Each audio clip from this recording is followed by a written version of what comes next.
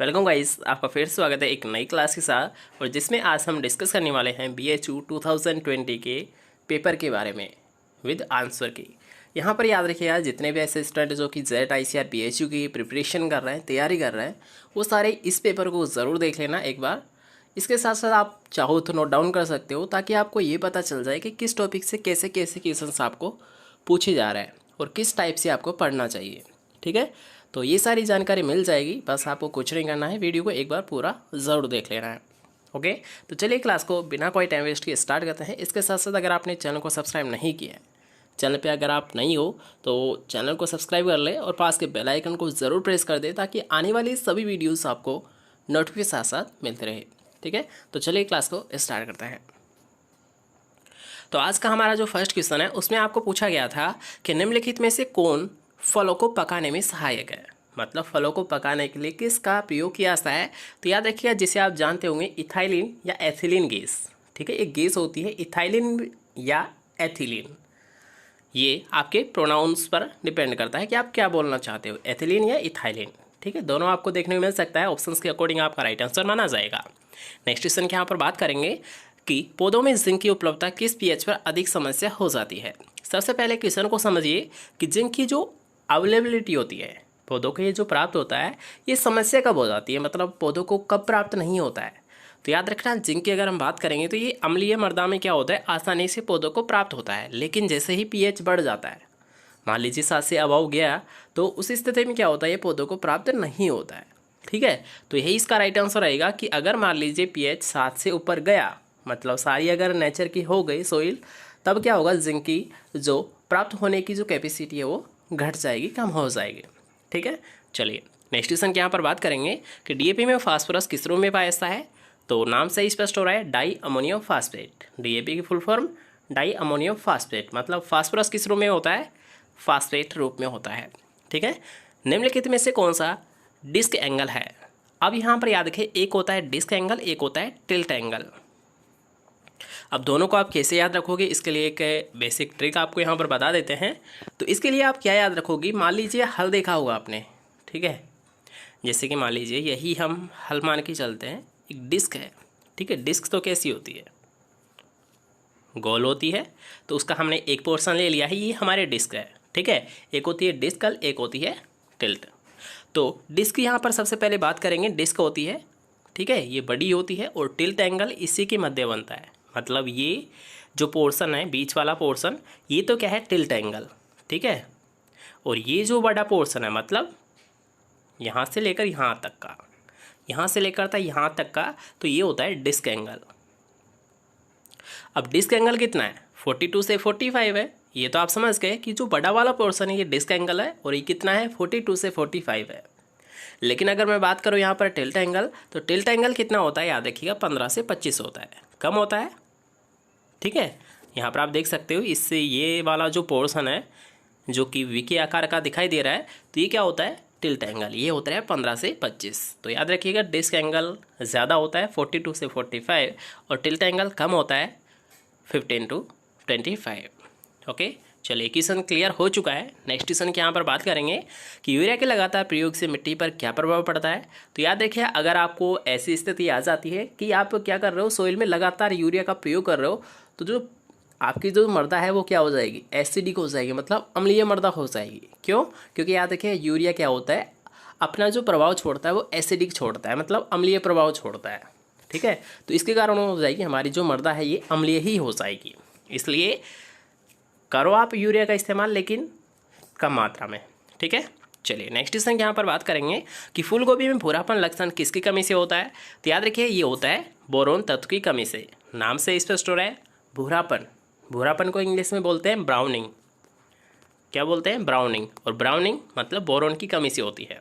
ठीक है, चलिए नेक्स्ट क्वेश्चन यहाँ पर बात करेंगे कि पूसा नाना किस फल की प्रजाति होती है। तो पूसा नाना याद रखिएगा, पपीता की वेराइटी होती है। काफ़ी अच्छा क्वेश्चन है। और ये आपको ऐसे भी पूछ सकता है कि पपीता की किचन गार्डनिंग के लिए कौन सी किस्म को प्रयोग किया जाता है, तब भी आप क्या बताओगे, पूसा नन्ना।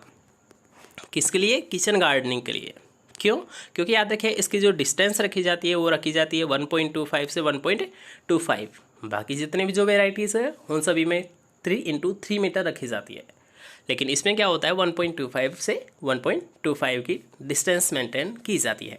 ठीक है, चलिए नेक्स्ट क्वेश्चन की यहाँ पर बात करेंगे। अब ये कुछ बेमेल था, ऑप्शंस के ऊपर डिपेंड करता है, तो ये नेफेंथिस हाइड्रोफाइट से समान नहीं होता है, तो ये हमारा ऑप्शंस के अकॉर्डिंग राइट आंसर माना गया था। चलिए नेक्स्ट क्वेश्चन के यहाँ पर बात कर लेते हैं डायरेक्ट कि कोशिका का कौन सा भाग प्रोटीन उत्पाद संकलन एवं संवहन का कार्य करती है, तो होती है गोल्जी बॉडी, या फिर जिसे हम गोल्जी काय भी बोलते हैं। ठीक है, चलिए नेक्स्ट क्वेश्चन की यहाँ पर बात करेंगे। केंद्रीय एगमार्क प्रयोगशाला का मुख्यालय कहाँ पर स्थित है, तो नागपुर, और नागपुर स्थित होता है महाराष्ट्र में। ठीक है, यहाँ पर बात कर रहे हैं एगमार्क की। तो एगमार्क सबसे पहले तो ये कब बना था या फिर इसकी स्थापना कब की गई थी, ये भी क्वेश्चन आपको पूछ सकता है। 1937 में, मतलब 1937 में इसकी स्थापना की गई थी। कहाँ पर की गई थी, नागपुर महाराष्ट्र में की गई थी। ठीक है, याद रखिएगा। नेक्स्ट क्वेश्चन की यहाँ पर बात करेंगे कि मक्का किस प्रकार का होता है, तो मक्का याद रखिएगा क्रॉस पोलिनेशन, मतलब पर परागण वाला एक फसल होती है या फिर एक पौधा होता है।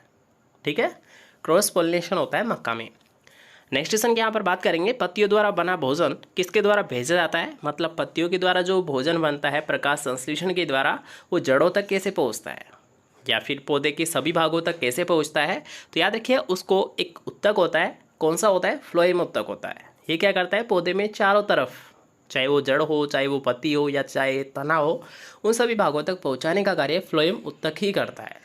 और अगर मैं बात करूँ जड़ के द्वारा जो पानी अवशोषण किया जाता है, जो लिया जाता है, अपटेक किया जाता है, ये पौधों की पत्तियों तक कैसे पहुँचता है, तो याद रखिए उसके लिए हम जाइलम का यूज़ करते हैं। मतलब जाइलम जो उत्तक होता है पौधों का, ये जाइलम क्या करता है, जल को पूरे प्लांट में फैलाने का कार्य करता है, ट्रांसफ़र करने का कार्य करता है, जबकि भोजन को फैलाने का कार्य कौन करता है, फ्लोएम करता है। ठीक है, याद रखिएगा। नेक्स्ट क्वेश्चन की यहाँ पर बात करेंगे कि पर्ण आवेदन के लिए सबसे लोकप्रिय उर्वरक कौन सा है, तो यहाँ पर याद रखिएगा एक बात, यहाँ पर याद रखिएगा, नोटिस कीजिएगा इसको कि पर्ण आवेदन मतलब पर्ण पर हम किसी उर्वरक का छिड़काव कर रहे हैं। तो याद रखिएगा सबसे पहले कि जब भी बात करेंगे हम किसकी, फोलियर स्प्रे की, मतलब पत्ती पर छिड़कने के लिए, तो मुख्यतः सबसे ज़्यादा एक तो नाइट्रोजन का हम यूज़ करते हैं, और जितने भी जो माइक्रो ऑर्गेनिज्म है, मतलब माइक्रो न्यूट्रिएंट है, सॉरी ऑर्गेनिज्म अलग हो जाते हैं, माइक्रो न्यूट्रिएंट है, सूक्ष्म पोषक तत्व है, ये सूक्ष्म पोषक तत्व याद रखिए पौधों को वैसे फोलियर स्प्रे के द्वारा ही दिए जाते हैं, लेकिन जो मेजर न्यूट्रिएंट होते हैं जैसे कि NPK, कैल्शियम, मैग्नीशियम, सल्फर, इनमें से केवल नाइट्रोजन को ही पत्ती के छिड़काव के द्वारा दिया जाता है। ठीक है, तो यहाँ पर हमारा राइट आंसर क्या हो जाएगा, यूरिया।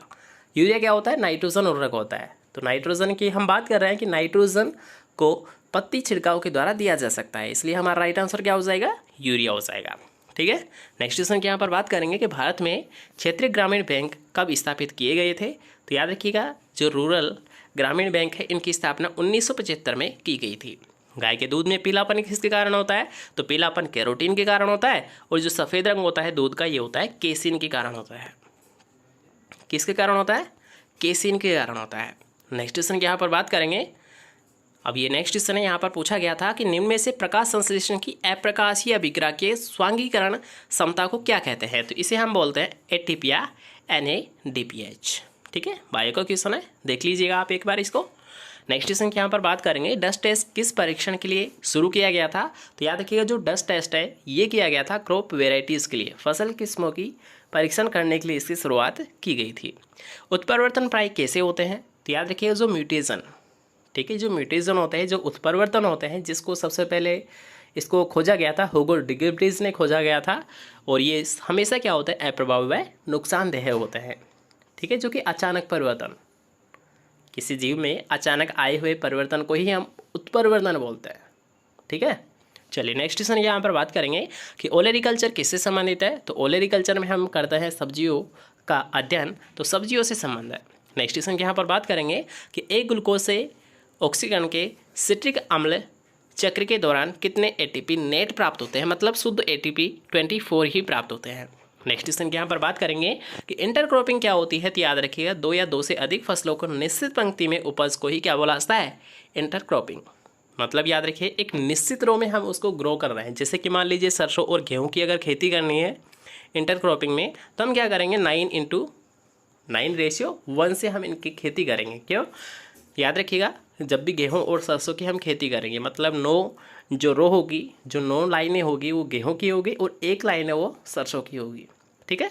चलिए नेक्स्ट क्वेश्चन के यहाँ पर बात करेंगे कि भैंस की औसत गर्भधारण की अवधि कितने दिन की होती है। तो यहाँ पर याद रखिए गेस्ट्रेशन पीरियड आपको पूछा गया है। किसका पूछा गया है? भैंस का पूछा गया है। तो भैंस का होता है 310 दिन का, और गाय का अगर गर्भधारण पूछेगा तो वो होता है, याद रखिएगा, 282 दिन का। नेक्स्ट क्वेश्चन के यहाँ पर बात करेंगे गोल्डन चावल किस लिए जाना जाता है। तो याद रखिएगा गोल्डन चावल में विटामिन ए की अधिकतम मात्रा पाई जाती है। इसके साथ साथ विटामिन ए में भी कौन सा, तो याद रखिएगा वो होता है बीटा कैरोटीन। सबसे ज़्यादा कौन सा होता है? बीटा कैरोटीन पाया जाता है। नेक्स्ट क्वेश्चन के यहाँ पर बात करेंगे कि मवेशी में एंथ्रेक्स रोग किसके द्वारा होता है। तो याद रखिए एंथ्रेक्स रोग ये पशुओं में बैसिलस एंथ्रेसिस नामक जीवाणु के द्वारा होता है। इसके अलावा याद रखिएगा जो एंथ्रेक्स रोग ये क्या होता है, पशुओं से मनुष्य में भी फैल सकता है। क्या करता है? याद रखिए एकमात्र ऐसा रोग है जो कि क्या कर सकता है, पशुओं से मनुष्य में भी फैल सकता है। इसलिए हम क्या करते हैं कि इसका कभी भी पोस्टमार्टम नहीं करते हैं। काफ़ी अच्छा क्वेश्चन है, ये क्वेश्चन आपको पूछा गया था। तो याद रखिएगा ऐसा कौन सा रोग है जिसमें हम पोस्टमार्टम नहीं करते हैं, तो वो होता है, याद रखिए, एंथ्रेक्स रोग। किसमें नहीं करते हैं? एंथ्रेक्स रोग है, इसमें हम कभी भी पोस्टमार्टम नहीं करते हैं। क्यों? क्योंकि याद रखिएगा ये मनुष्य में भी पशुओं से फैल सकता है। ठीक है। चलिए नेक्स्ट क्वेश्चन के यहाँ पर बात करेंगे कि एसआरआई कल्टीवेशन किससे संबंधित है। तो अगर आपको एसआरआई की फुल फॉर्म भी पता है तो आसानी से आप इसे सोल्व कर देते हैं। क्यों? क्योंकि याद रखिए इसकी जो फुल फॉर्म होती है वो होती है system of rice intensification. System of rice intensification इसकी फुल फॉर्म होती है। तो इसका संबंध किससे हुआ? धान से हुआ। ठीक है। चलिए नेक्स्ट क्वेश्चन के यहाँ पर बात करेंगे कि कौन सी फसल हरी खाद के लिए प्रयोग होती है, या फिर हरी खाद के लिए किसका प्रयोग किया जाता है। तो याद रखिएगा सनई हुआ, ढैंचा हुआ, इन दोनों का ही प्रयोग ज़्यादातर किसके रूप में किया जाता है? हरी खाद के रूप में किया जाता है। नेक्स्ट क्वेश्चन के यहाँ पर बात करेंगे सहसंबंध गुणांक का रेंज क्या होती है। तो याद रखिए -1 से +1 के मध्य। सहसंबंध गुणांक की जो रेंज होती है वो होती है -1 से +1 के मध्य। हल्दी में पीले रंग की उपस्थिति किसके कारण होती है। तो याद रखिएगा ये होती है करक्यूमिन के कारण। और अगर मैं यहाँ पर पूछता प्याज में पीलापन, तो प्याज में जो पीलापन होता है वो होता है क्वेरेसिटिन के कारण।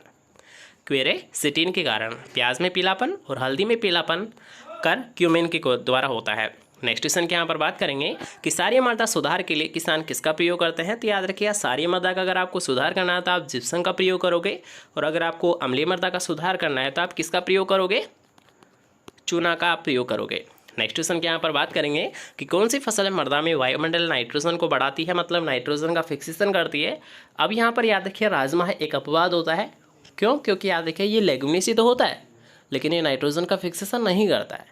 लेकिन यहाँ पर याद रखिएगा इसी को राइट आंसर माना गया था। क्यों? क्योंकि याद रखिएगा ऑप्शंस में सारी जितनी भी जो फसलें थी वो सभी ग्रेमिनी की थी, एकमात्र राजमा ही थी जो कि क्या थी, लेगुमिनेसी की फसल थी, इसलिए इसका राइट आंसर इसी को माना था। वैसे याद रखिएगा एक अपवाद होता है राजमा, कभी भी नाइट्रोजन का फिक्सेशन नहीं करता है। होते हैं लेगुमिनेसी है लेकिन ये नाइट्रोजन का फिक्सेशन नहीं करता है। ठीक है, इस बात का हमेशा ध्यान रखना।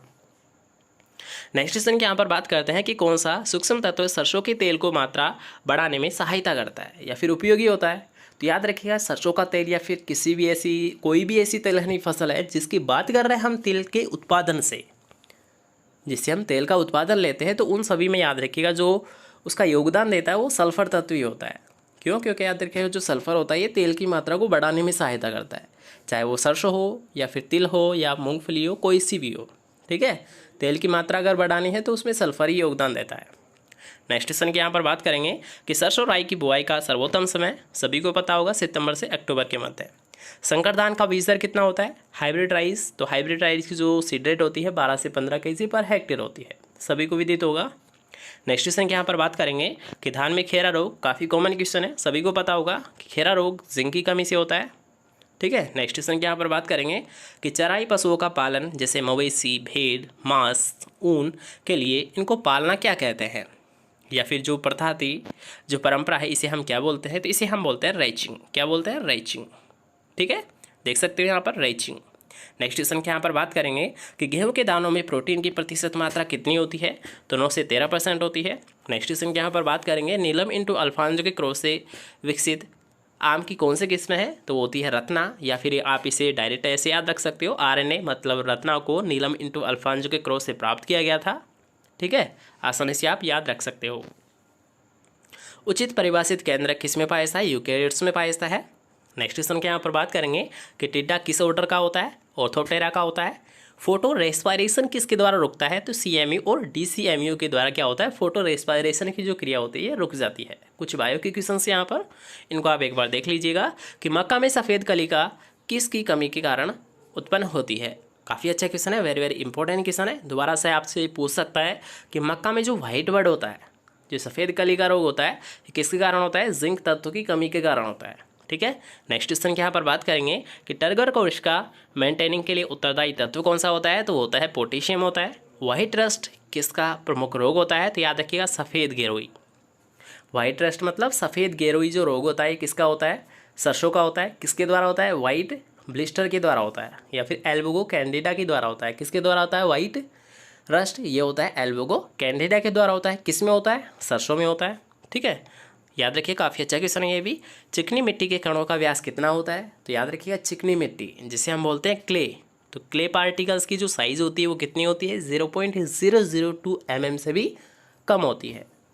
काफ़ी चिकनी मिट्टी है तो बिल्कुल छोटे कण होते हैं। कितने होते हैं? 0.002 mm से भी कम होते हैं। काफ़ी अच्छा क्वेश्चन है, कई बार आपको एग्जाम में पूछा गया है, तो इसका विशेष तौर पर आप ध्यान रखें।